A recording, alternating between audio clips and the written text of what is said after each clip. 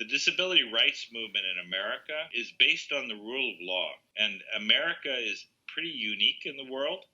If you pass a law, you pass a regulation, the society is and its institutions and its employees and its agencies and so forth are required to implement those rules and those laws.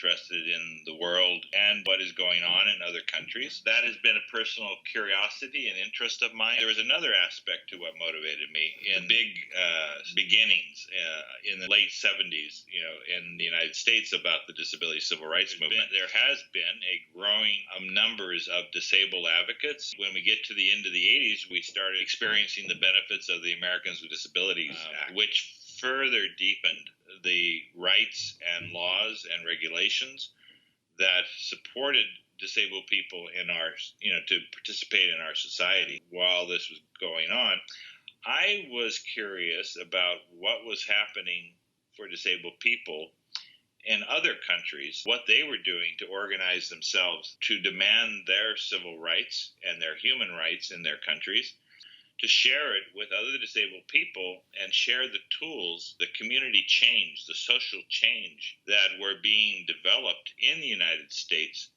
for passing laws, passing regulations, developing services, implementing services, organizing the community, organizing the disability movement in society, taking these tools and taking them to another country, sharing these tools with emerging disabled leaders. I learned how ignorant I was about Russia by going there, knowing nothing about the country. Disability history in Russia is very unique. The disability organizations in Russia were started to be created in the 20s and 30s while it was going through major political upheaval, while the Soviet system was being put in place throughout the country. And they experienced World War II and had lots of disabled people from World War II, just like America did. American disability rights movement really started kicking off and changing as society changed after World War II in America.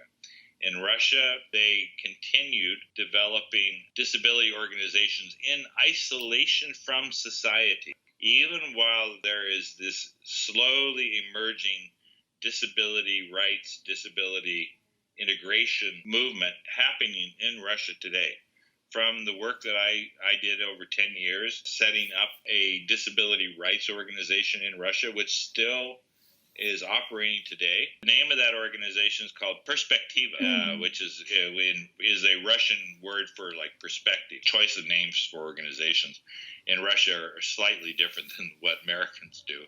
You'll see organizations called Hope, charity. I mean, people pick, names for various reasons. This one, they call themselves Perspektiva for perspective because, what is your perspective about society? What is your perspective about disabled people? What is your perspective about the rights of people? It's a way of describing both the problem and the solution. The disability rights movement in America is based on the rule of law, and America is pretty unique in the world. I mean, that doesn't mean it's the only one. It just means there aren't that many countries that operate on the rule of law. If you pass a law, you pass a regulation, the society and its institutions and its employees and its agencies and so forth are required to implement those rules and those laws. That is a huge, huge, huge benefit to work in a country where laws and regulations are meant to be implemented, and you have the rest of society, not everyone, but a lot of them, working to support your human rights and your access in society. That does not exist in other countries.